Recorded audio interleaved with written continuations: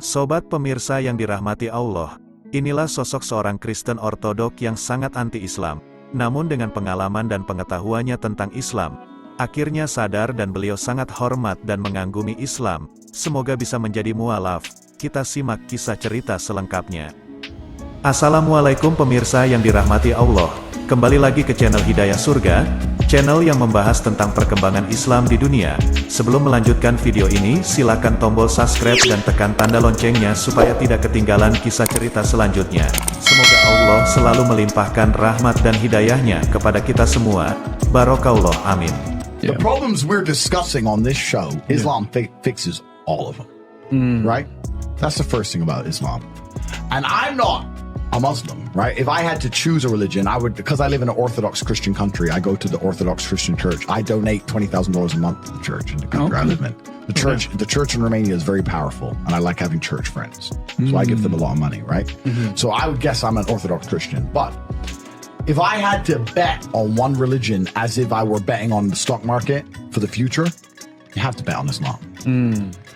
Because Muslims are intolerant. And I'm not saying that disrespectfully, because if you're tolerant of everything, then you stand for nothing. Facts. Christians are so tolerant now. You don't believe it. They have gay pastors that I'm not even anti-gay, but if the book says don't have, like, what do you believe in now? If you're tolerant of everything, you stand for nothing. I can walk through London with a t-shirt saying Jesus is gay and nothing will happen to me. If I did the same thing with the Islamic prophet, I'd be dead before I got to the end of the street. Boom. That's how much they believe and respect. And I respect people who stick up for what they believe in. Yeah. It's not even about me believing in it. I respect them because they believe and they will defend. Muslims are the only people who will defend their religion. They will defend their beliefs. They refuse to be mocked. They refuse to be insulted. And I respect that about them.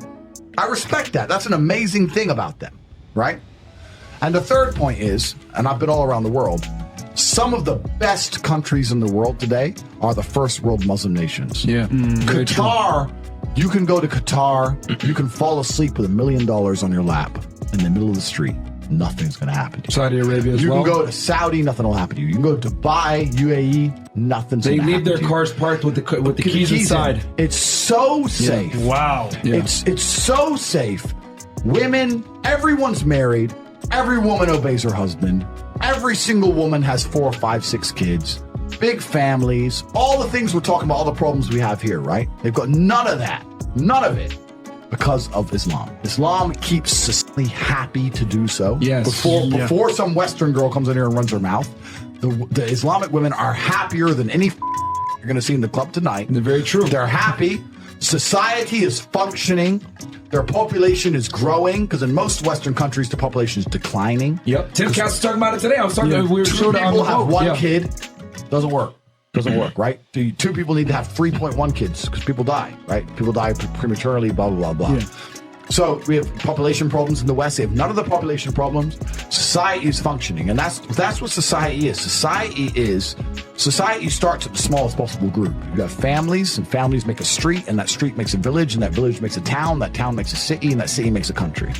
So if it's broken at the very fundamental level, if its family level's broken, then it's broken the whole way up. Yep. And that's what's happened in the West. And the first world Islamic countries have none of those problems. So if you're going to talk about a belief system that fixes issues, you need to go to Islam. And I will say this that will fix everything. In fact, I just have absolute, even though I wouldn't identify as Muslim, I have absolute respect for the ideology, respect for the mentality, respect for the warrior aspect of it. I respect it. They don't play. They don't play. You can't insult their But you can insult the church all day. You can make fun of it. There's a show on Netflix about a gay Jesus. That's a joke, right? Ha, ha, ha. And what do the Christians do? Nothing. Yeah. Christianity is a dead religion. If you're a Christian, and I'm saying this as a Christian myself, Christianity is a dead religion which is confined to the history books. It's dying out. Your own Pope. The Pope goes up there and talks LGBTQ. That's crazy. It is over. You don't stand for anything. You don't believe in anything. You have no boundaries. You're walked on. You're mocked. The whole thing is a joke. Being a Christian now is nothing more than advertising you're a loser. It's a losing religion. Hidayah surga adalah hadiah ilahi yang mengubah hati kita, mengukir kebaikan dalam tindakan kita, dan memberi kita pandangan akan keindahan yang tak terbayangkan di surganya, kebahagiaan yang abadi. Sekian, terima kasih. Wassalamualaikum warahmatullahi wabarakatuh.